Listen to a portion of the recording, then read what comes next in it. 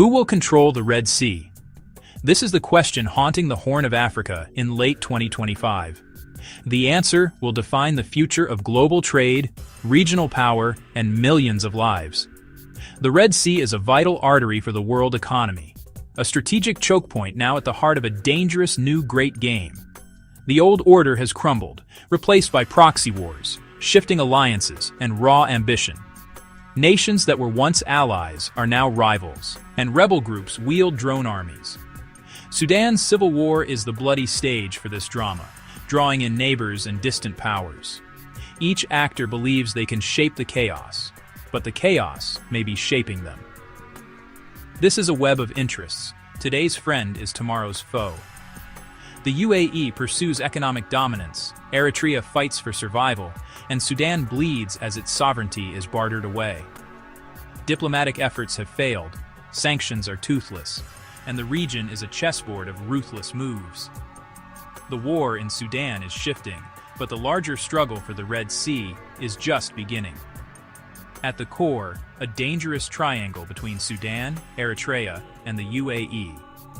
Each corner pulls on the others, creating a feedback loop of instability. The world holds its breath, waiting for the next crisis to erupt. The stakes are impossibly high. The ambitions of these players are colliding.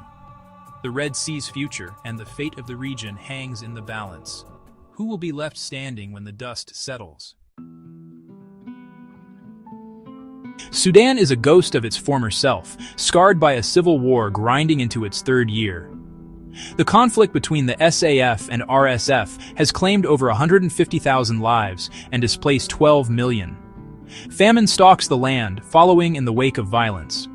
The fall of al-Fashir to the RSF brought reports of mass atrocities, echoing past genocides. Foreign powers have fueled the conflict, arming both sides and ensuring it drags on. The SAF, led by General al-Burhan, clings to Port Sudan, but its grip is fragile, forced to relocate warplanes to Eritrea for safety.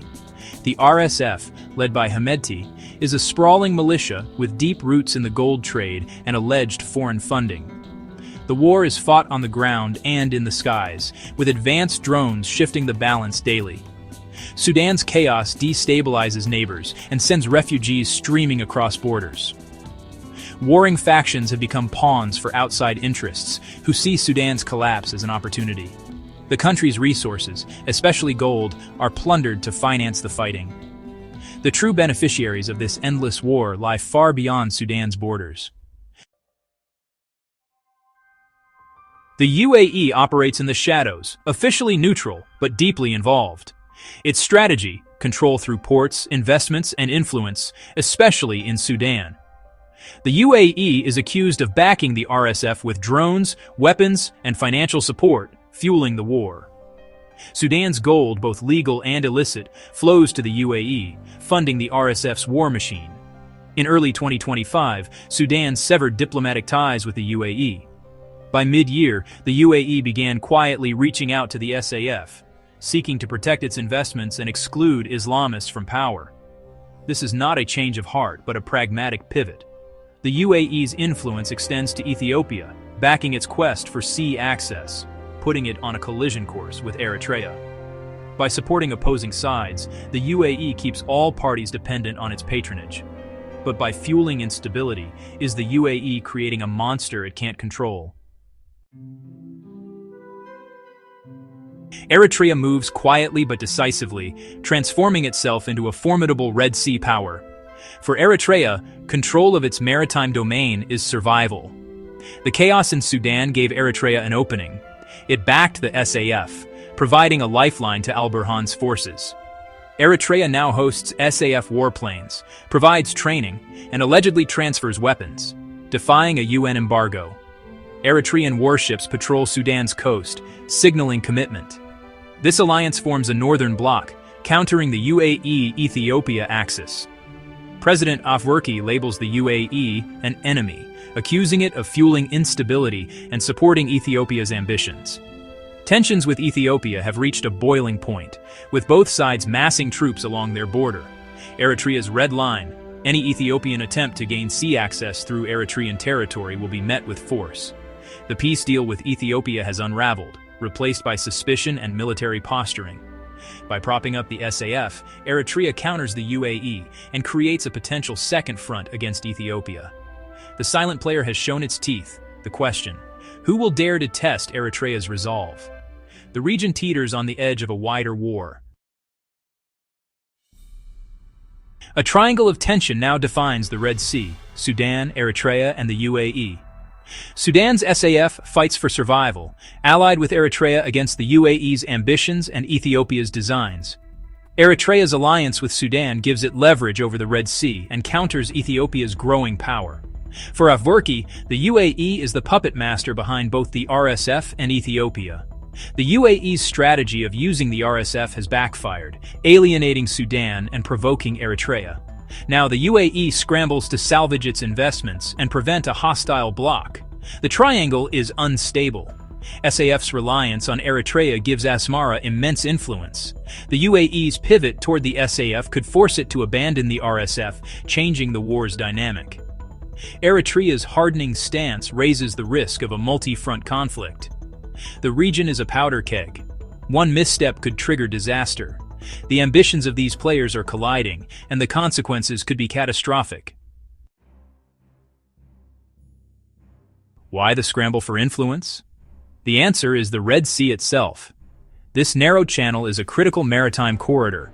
12% of global trade passes through the Bab-el-Mandeb Strait. Control of its ports means leverage over the world economy. Ports like Port Sudan, Assab, and Berbera are strategic assets, not just commercial hubs. The UAE's DP World seeks to create a string of pearls along the African coast, projecting economic power. But this ambition clashes with the security interests of host states. The Red Sea is also a military highway, vital for global powers like the US, China, and Russia. Djibouti's foreign military bases underscore its importance. For regional powers, controlling the coastline means monitoring and disrupting rivals. Ethiopia, landlocked and vulnerable, is desperate for sea access, driving its high-stakes gamble. Saudi Arabia and Egypt, with vital interests at stake, quietly back the SAF-Eritrea axis to counter the UAE and Ethiopia. The Red Sea is the grand prize, drawing in more players and making the outcome ever more uncertain. The struggle for control is only intensifying. As 2025 ends, uncertainty hangs over the region.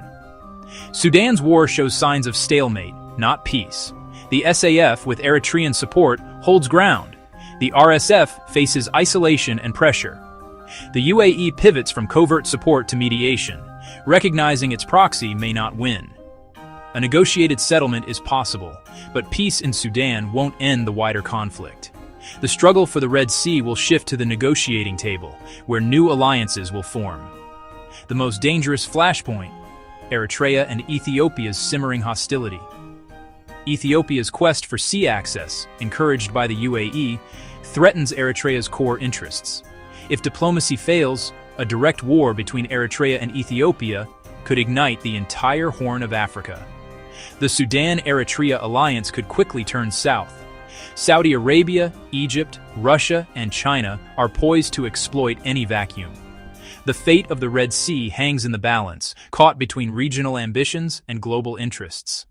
The war for Sudan may end, but the battle for the Red Sea is just beginning.